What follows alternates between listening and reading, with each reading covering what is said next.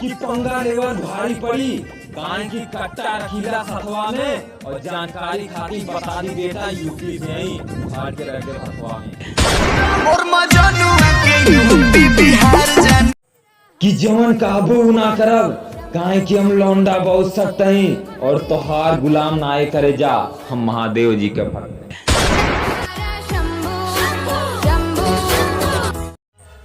matter कितनो बड़ा हो एक फोन पे कुल तैयार हमें और पापा के परी तोहरे खातिर हमरे खातिर हमारी यार हमें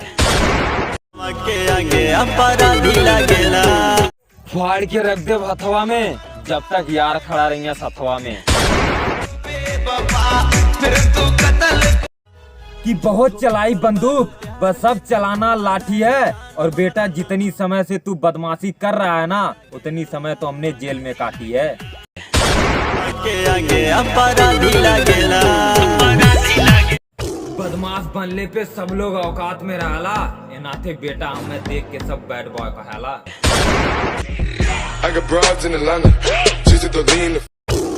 कि प्यार से कहा थी मान जो